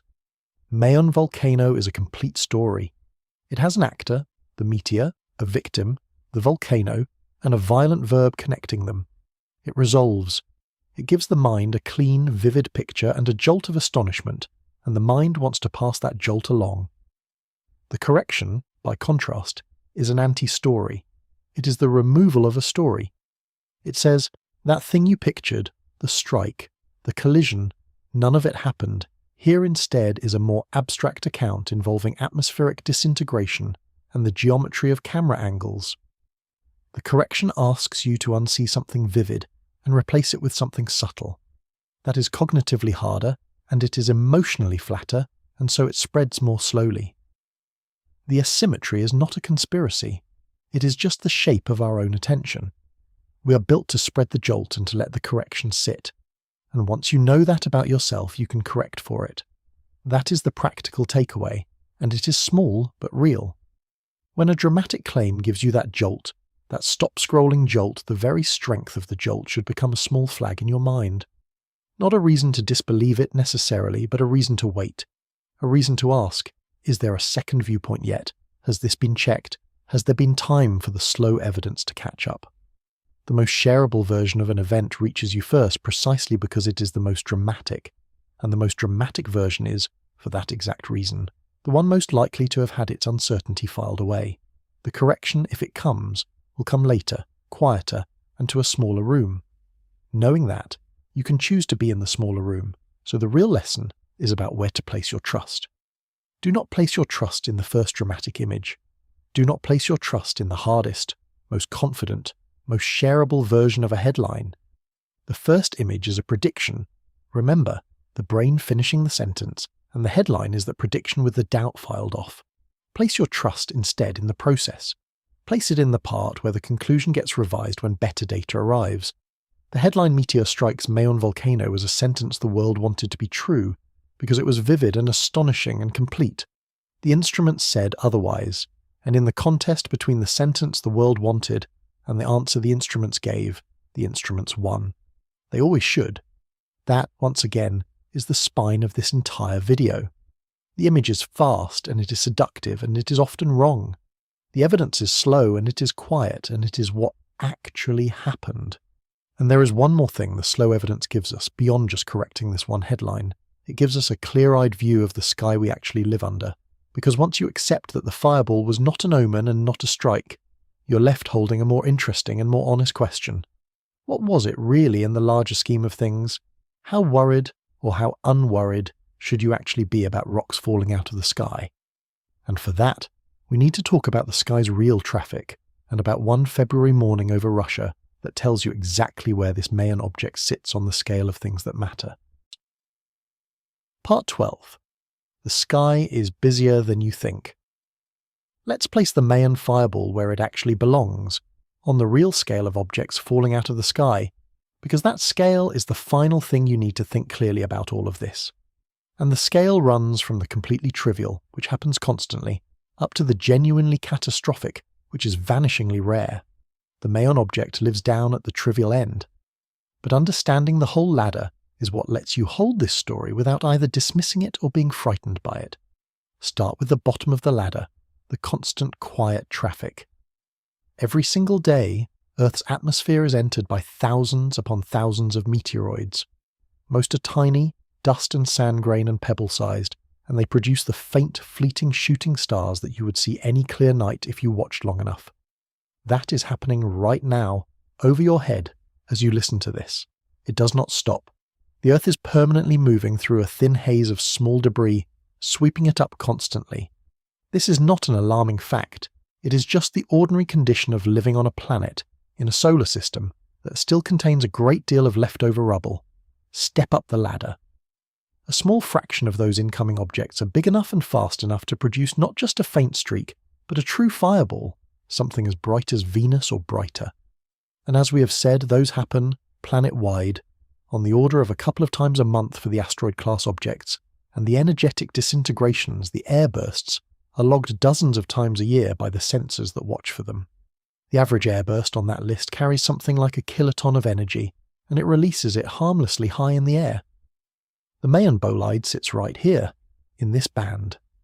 It was a real fireball, a genuine bolide that fragmented, and it produced a real airburst. But it was, on the scale of these events, an unremarkable member of a very large and very ordinary club. The only thing that lifted it briefly out of that club was a single camera, a missing dimension, and a hard headline.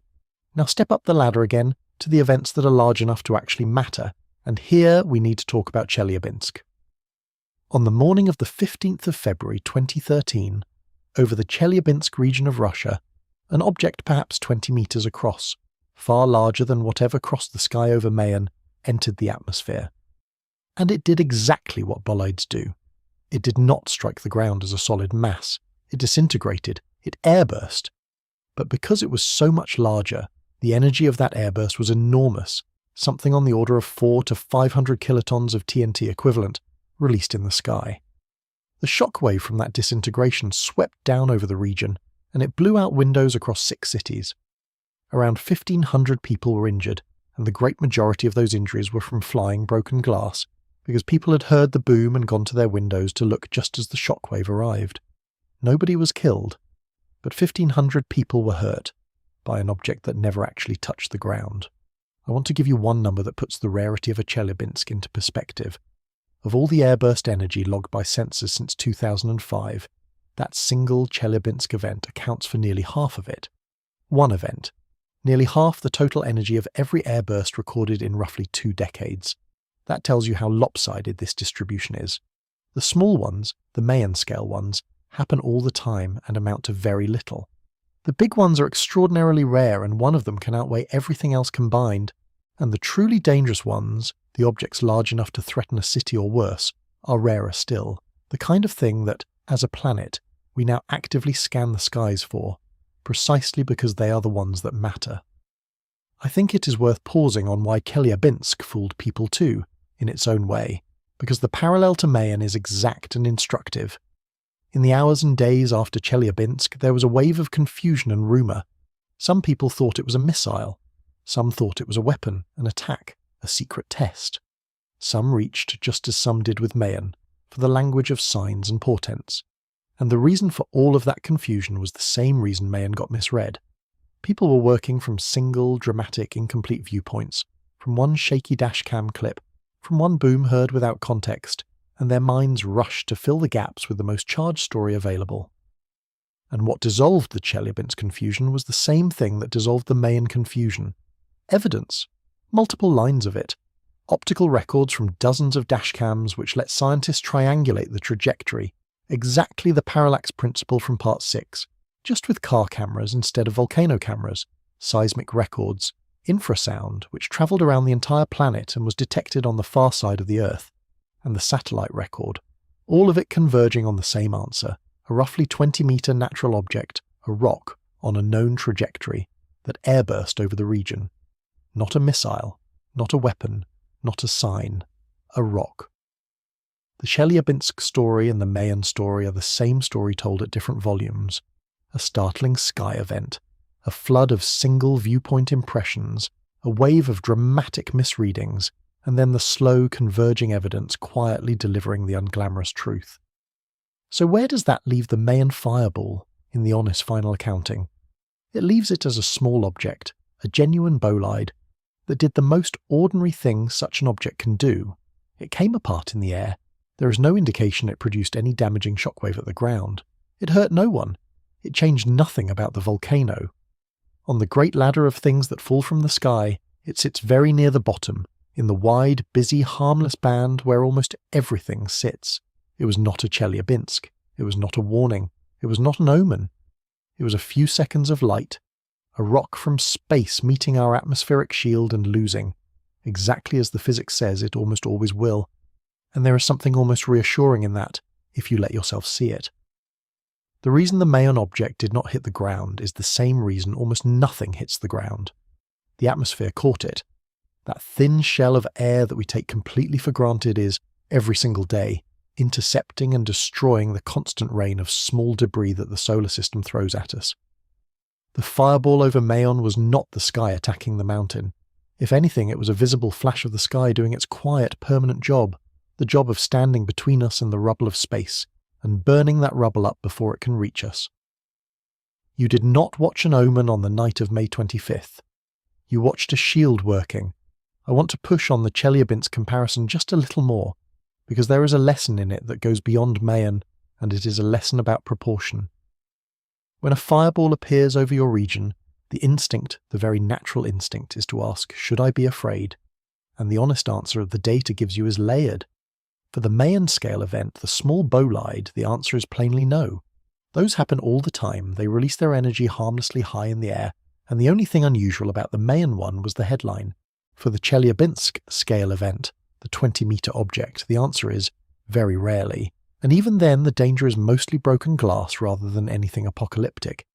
And the simple safety lesson, the one genuinely useful thing to take from Chelyabinsk, is that if you ever see a brilliant fireball in daylight, you do not run to the window, because the shockwave, if there is one, takes minutes to arrive, and the window is the dangerous place to be.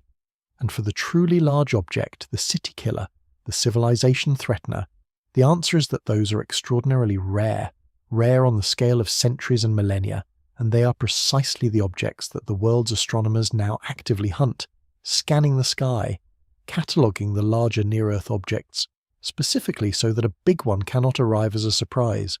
So the proportionate response to the Mayon fireball is not fear, it is something closer to a kind of calm respect. The sky has traffic. The vast majority of that traffic is harmless, and the atmosphere handles it. The rare, dangerous exceptions are being watched for. And a small bolide over a volcano in the Philippines is not a member of the dangerous category. It is a member of the nightly traffic category that simply, for once, had an audience. Part 13. The most watched mountain. In Asia. So let's stand back, on this last stretch, and look at the whole shape of what happened on the night of May 25th, 2026, because when you assemble all the pieces, the picture is genuinely remarkable, and it is a better picture than the headline ever was. At 10:33 that night, a small rock from space, after a journey of unknowable length on an orbit older than human memory, met the top of Earth's atmosphere over the Bicol region of the Philippines. It did what such objects almost always do. It blazed, it fragmented into a bolide, and it disintegrated, an airburst high in the air, giving up its small store of energy harmlessly to the sky. In the long history of the solar system, this was the most ordinary event imaginable. It happens, somewhere over the Earth, again and again, month after month, year after year. Nearly always no one sees it. Nearly always there is no camera, and the rock burns up over dark water or empty land and is never known. But this one happened to fall across the sky above Mayon, and Mayon, on that night, was not an ordinary patch of the Earth. Mayon was on its 140th consecutive day of eruption, at alert level 3, and because of that it was almost certainly the single most closely watched mountain in Asia. It was wrapped in seismometers, it was wrapped in infrasound sensors, it was watched by multiple cameras from multiple angles every second of every night. And so an utterly ordinary event, a small bolide that on any other night over any other place would have vanished unrecorded, fell instead through the most concentrated patch of monitoring instrumentation on that side of the planet. There is a word for this, and it is a word worth keeping. The fireball over Mayon was, in the truest sense, a coincidence. Not coincidence in the loose, mystical way people sometimes use it, as if a coincidence were itself a kind of hidden message. Coincidence in the precise way. Two unrelated things, a rock from space and a watched mountain, simply happening to occupy the same place at the same time with no thread of cause running between them, and the lesson of the whole night is that a coincidence, dressed in a dramatic enough image, can look exactly like a connection. It can look like a meeting that was arranged. The single camera, the flattened image, the trained expectations, the hardened headline, every one of those took a coincidence and made it wear the costume of a connection. And it took 3 instruments and 2 hours of patient work to undress it again and reveal it for the coincidence it always was. And that collision between the most ordinary event in the sky and the most watched mountain in Asia is what produced this entire strange story. The cameras caught it. And because one camera cannot see depth, and because that mountain had spent 140 nights training every watching eye to read a glowing streak as volcanic, the first human reading of that footage was wrong.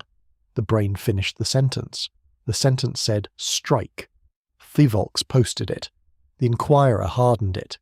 Meteor strikes Mayon Volcano went out into the world, and for about 2 hours the world believed that a piece of the sky had slammed into an erupting volcano.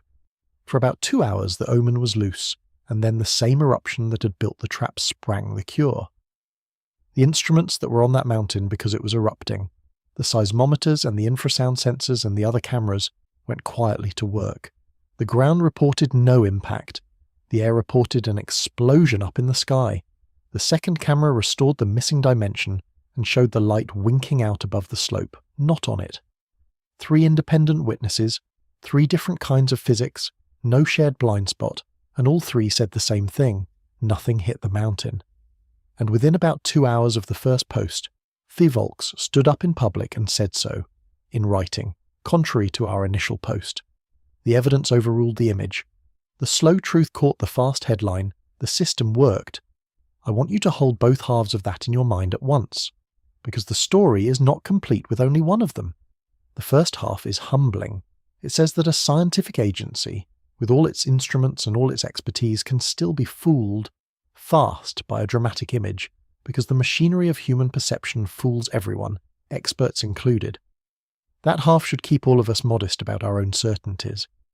But the second half is the half that should give you confidence, real, earned confidence, not in any single pronouncement, but in the process that catches and corrects the pronouncements.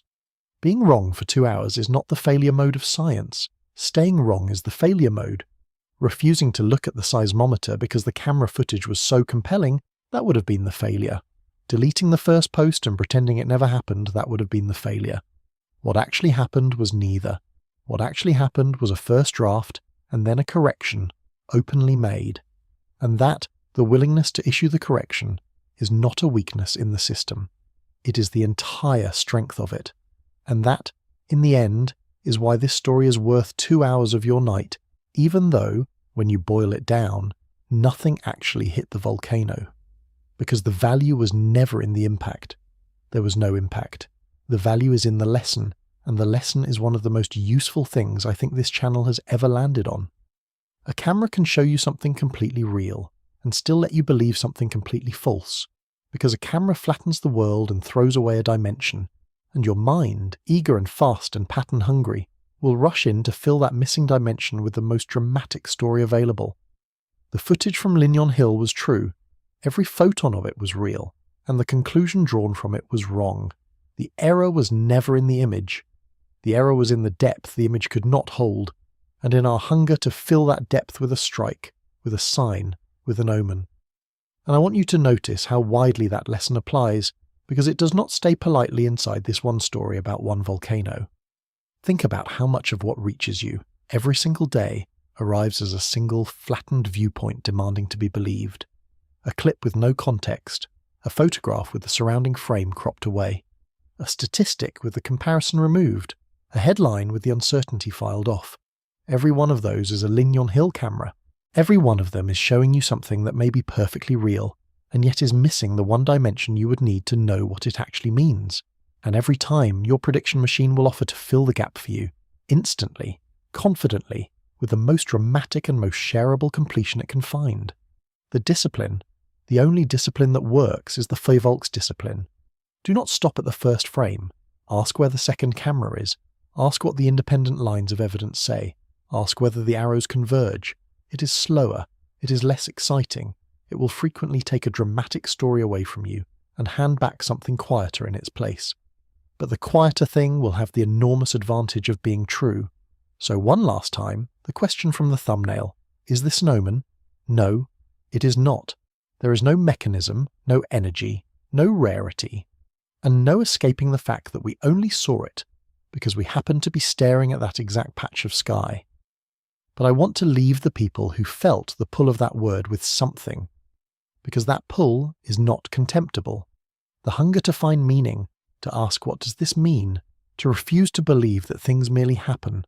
That hunger built the legend of Daragang Magayon, and it built astronomy, and it built every instrument Fivolus used to find the truth. The fireball was not a message, but the desire to read it as one is the very same desire that, turned toward the evidence, gave us the real answer. Do not kill that hunger. Aim it.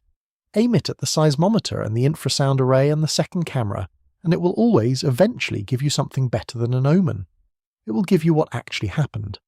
And I think there is a kind of meaning in what actually happened, if you are willing to find it there instead of in the sky. Consider the shape of the night, one more time. A rock that has been falling toward this moment for longer than there have been human beings finally meets the air over a particular mountain. The mountain happens by sheer chance to be the most watched place on its half of the planet. The rock burns, as such rocks almost always burn. A camera catches it. Minds, doing what minds do, complete the picture wrongly, and a false sentence races around the world. And then a small group of people, working quietly with unglamorous data in the middle of the night, take that false sentence apart, piece by piece, and replace it with the truth, and they do it in about 2 hours, and they do it in public, and they do it by saying plainly that they had been wrong. If you are looking for something to find meaningful in the events of May 25th, I would gently suggest it is not the fireball. It is that. It is the correction. It is the fact that, on this particular night, on this particular mountain, the truth was faster than you would think, and honest enough to admit its own first mistake. That is not a sign written in the heavens. It is something better. It is a sign of what people can do on the ground, with evidence and with the willingness to be corrected. And unlike an omen, that one is real, and you can rely on it. And here is the thread I will leave hanging, the one to carry into the dark with you. On the night of May 25th, a fireball crossed the sky over Mayon and was seen, recorded, misread, investigated, and finally understood, all because a volcanic crisis happened to have pointed a dense web of instruments at that exact piece of sky. But the sky over Mayon is one tiny patch of the whole sky.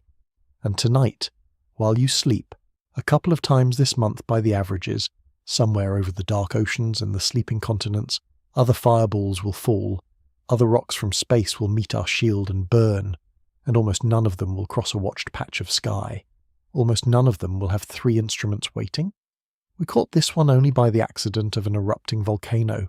So the real question, the one I want you sitting with after the screen goes dark, is not whether the sky is sending us signs. It is simpler and quieter and stranger than that. How much is falling every single night over all the dark and unwatched places that no camera ever catches at all?